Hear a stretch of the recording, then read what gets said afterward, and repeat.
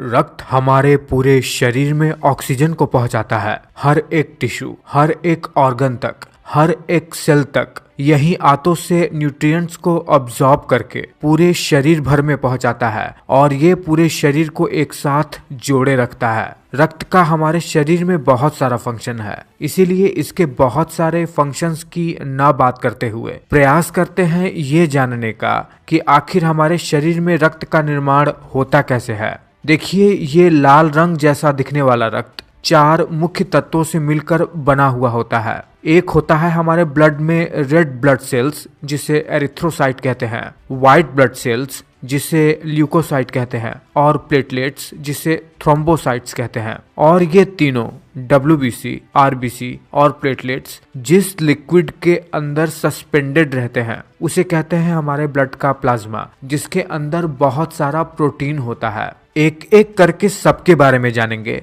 लेकिन सबसे पहले आपको ये बताते चलें कि जब आप कभी किसी ब्लड सैंपल को एक ट्यूब में रखकर उसे सेंट्रीफ्यूगेशन प्रोसेस से होकर गुजारेंगे तो हमारे ब्लड का RBC ट्यूब में नीचे की ओर बैठ जाता है और इसके बीच वाले पार्ट में WBC और प्लेटलेट्स आकर इकट्ठा हो जाते हैं। और सबसे ऊपर ये जो हल्के पीले रंग का लिक्विड हमें दिख रहा है, यही होता है हमारे ब्लड का प्लाज्मा, जिसमें बहुत सारे प्रोटीन होते हैं। चलिए आपको सबसे पहले ये बता देते हैं कि हमारे ब्लड में इस प्लाज्मा का निर्माण कैसे होता है। हमारे ब्लड प्लाज्मा में 90% वाटर होता है यानी H2O और 10% में ये आयंस, गैसेस, हार्मोन्स और सबसे जरूरी प्रोटीन्स वगैरह होते हैं, जिसमें से 9% तो केवल प्रोटीन ही होता है इसमें। और ब्लड प्लाज्मा में पाए जाने वाले प्रोटीन को 3 भागों में विभाजित कर दिया गया है। एक होता है एल्ब्यूमिन, जिसका निर्माण हमारे लिवर में होता है और ये हमारे ब्लड में रिलीज होने वाले हार्मोन और विटामिन जैसे चीजों को कैरी करने का काम करता है।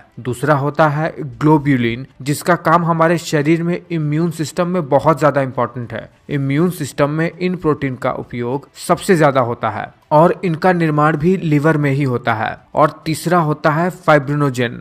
फाइब्रिनोजेन फाइब्रिन का निर्माण करते हैं। जब कहीं पर भी हमारी स्किन कट जाती है, वहां से खून बहने लगता है, तो यही फाइब्रिनोजेन वहां पर फाइब्रिन्स छोड़कर प्लेटलेट्स के साथ जुड़कर वहां पर प्लेटलेट प्लग का निर्माण करता है। ये भी लिवर में ही बनता है। देखिए, बाकी के 3 सेल्स जो कि ब्लड में पाए जाते हैं, red blood cells, white blood cells और प्लेटलेट्स, इसके निर्माण के बारे में अगर हमें जानना है तो हमें आना होगा अपने हड्डियों की तरफ, क्योंकि हमारी हड्डियों के अंदर जो बोन मैरो पाया जाता है उसी से ही तीनों सेल्स का निर्माण भी होता है। खासतौर पर हमारे